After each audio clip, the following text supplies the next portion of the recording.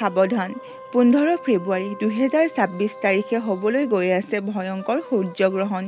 এইটো কোনো সাধাৰণ দিন নহয়।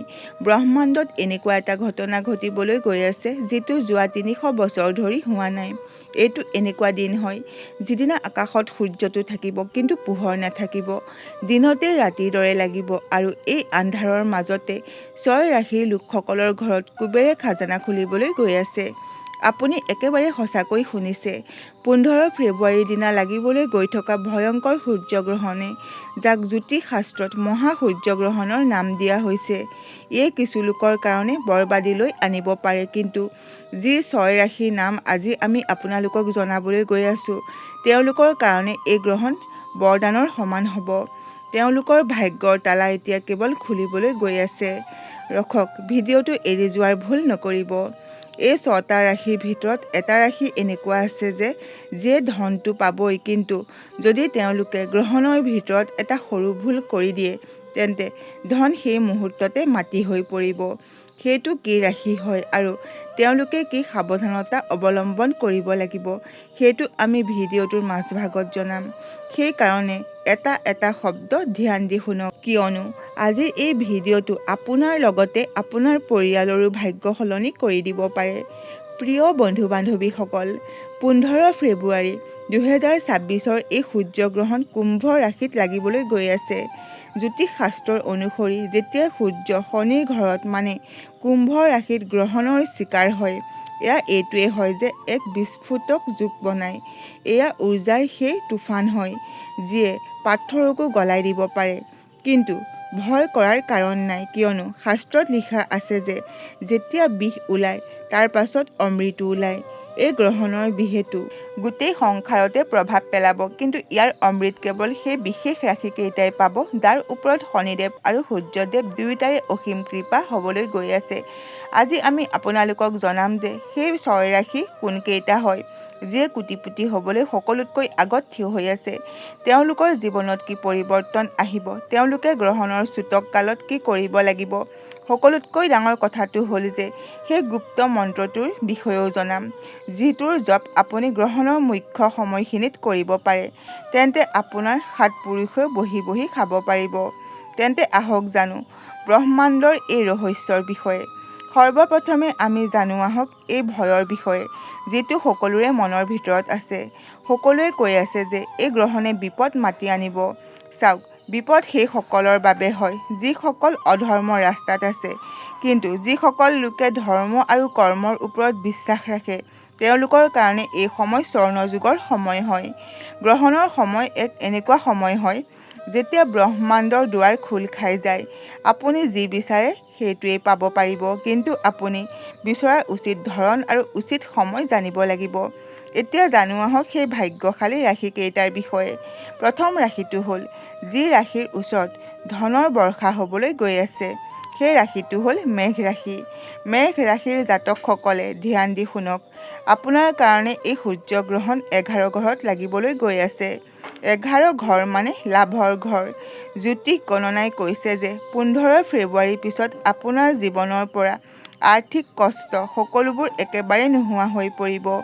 যদি আপোনাৰ কোনো চৰকাৰী কাম বহু বছৰ ধৰি ৰৈ আছিল, ফাইলত ধূলি জমা হৈ গৈছিল, তেন্তে তৈয়াৰ হৈ যাওক। গ্ৰহণ শেষ হোৱাৰ লগে লগেই আপুনি এনেকুৱা সুখবৰ পাব যে আপুনি আনন্দিত হৈ পৰিব। আপোনাৰ কাৰণে আহি থকা নতুন সময়ে নতুন ৰাস্তা খুলি দিব পাৰে। গ্ৰহণৰ স্থিতিয়ে এইটোৱে ইচাৰা কৰিছে যে যিসকল লোকে বেপাৰ কৰে তেওঁলোকে বহুত ডাঙৰ অৰ্ডাৰ পাব পাৰে। কিন্তু মেঘ ৰাশিৰ লোকসকলে এটা কথাৰ ওপৰত বিশেষ ধ্যান ৰাখিব, আপুনি গ্ৰহণ চলি থকাৰ সময়ত ক'লা কাপোৰ নিপিন্ধিব। ইয়ে আপোনাৰ হ'বলৈ যোৱা কামৰ ওপৰত বাধাৰ সৃষ্টি কৰিব পাৰে।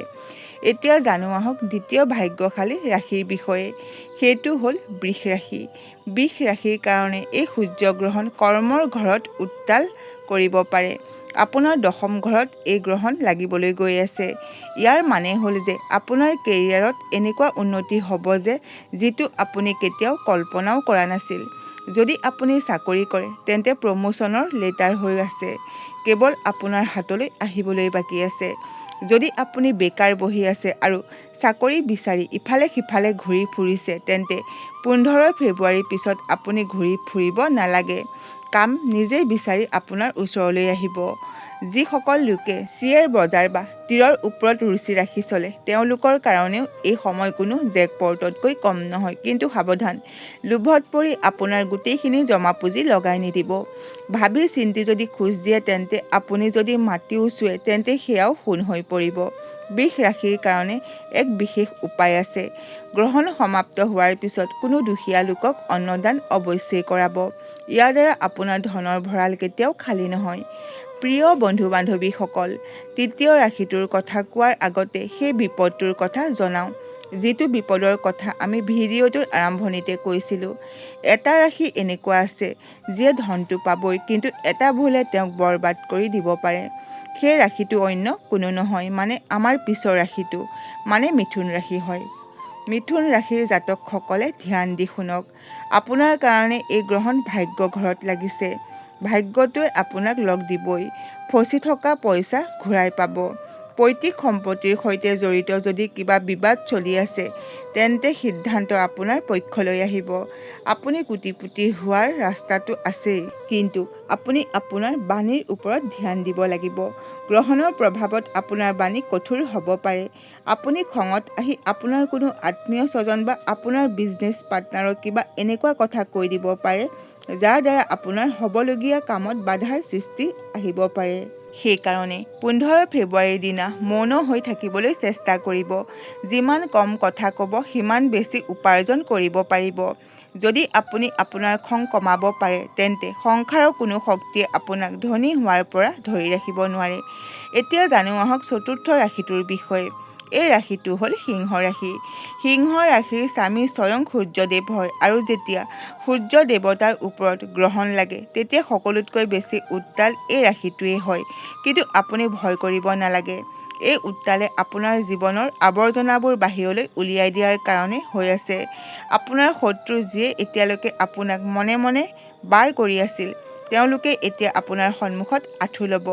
কোৰ্ট কাছাৰী মামলাত আপোনাৰ বিজয় নিশ্চিত হয়। সকলোতকৈ ডাঙৰ কথা হ'ল আপোনাৰ বিদেশৰ পৰা ধন লাভৰ প্ৰবল যোগ বনিবলৈ গৈ আছে।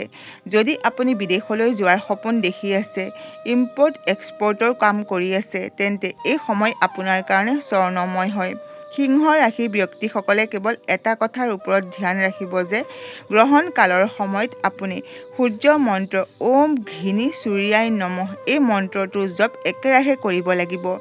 এই মন্ত্ৰই আপোনাৰ ৰক্ষা কৱচৰ দৰে কাম কৰিব আৰু নকাৰাত্মক উৰ্জাক ধন উৰ্জালৈ সলনি কৰি দিব। পঞ্চমটো ৰাশিৰ ফালে আগবঢ়াৰ আগতে এটা মহত্বপূৰ্ণ কথা। সূতক কাল গ্ৰহণৰ ঠিক 12 ঘণ্টাৰ আগতে আৰম্ভ হৈ পৰিব। 15 ফেব্ৰুৱাৰীৰ দিনা গ্ৰহণ যদি ৰাতিপুৱা লাগে, তাৰ সূতক 14 ফেব্ৰুৱাৰীৰ দিনা ৰাতিৰ পৰাই আৰম্ভ হৈ যাব। সূতক কালত পূজা পাঠ বৰ্জিত হয়, কিন্তু মানসিক জপ বৰ্জিত নহয়। লগতে সূতক কালত কৰা মানসিক জপে 100 গুণ ফল প্ৰদান কৰে। সেইকাৰণে এই সময়খিনি শুই শুই বা ফাল্টু কথাত বৰবাদ নকৰিব। এতিয়া জানো আহক পঞ্চমটো ৰাশিৰ বিষয়ে। সেইটো হৈছে তুলা ৰাশি। তুলা ৰাশিৰ কাৰণে এই সূৰ্যগ্ৰহণ পঞ্চম ঘৰত লাগিছে। পঞ্চম ঘৰ বুদ্ধি, প্ৰেম আৰু সন্তানৰ ঘৰ হয়। এই গ্ৰহণৰ প্ৰভাৱত আপোনাৰ বুদ্ধি ইমানেই তীব্ৰ হৈ যাব যে আপুনি মাটিৰ পৰাও পইচা বনোৱাৰ ৰাস্তা বিচাৰি ল'ব পাৰিব। যদি আপুনি শ্বেয়াৰ মাৰ্কেট, ট্ৰেডিং বা যিকোনো ধৰণৰ ৰিস্কৰ কামত আছে তেন্তে আপোনাৰ 6 ইন্দ্ৰ অৰ্থাৎ 6 চেন্সে আপোনাক আগতেই জনাই দিব যে পইচা ক'ত লগাব লাগিব। হঠাতে ধন লাভৰ যোগ বনিবলৈ গৈ আছে। হ'ব পাৰে আপোনাৰ কোনো পুৰণা লটাৰী লাগিব পাৰে বা কোনো পুৰণা টকা ক'ৰবাত খটাই থৈছে, সেয়া দুগুণ হৈ ঘূৰি আহিব। প্ৰেম সম্বন্ধতো মধুৰতা আহিব। যিসকল লোকে সন্তান প্ৰাপ্তিৰ কামনা কৰি আছে তেওঁলোকৰ কাৰণেও এই গ্ৰহণে শুভ সংবাদ লৈ আনিব। তুলা ৰাশিৰ জাতকসকলে কেৱল এটা সাৱধান অৱলম্বন কৰিব লাগিব। গ্ৰহণৰ সময়ত যিকোনো গৰ্ভৱতী মহিলাক অপমান নকৰিব আৰু কোনো জীৱ-জন্তুক কষ্ট নিদিব। এনেকুৱা কৰিলে লক্ষ্মী ৰুষ্ট হ'ব পাৰে। আৰু এতিয়া ষষ্ঠ আৰু শেষৰ ৰাশি। এই গ্ৰহণত সকলোতকৈ বেছি লাভৱান হ'ব পাৰিব।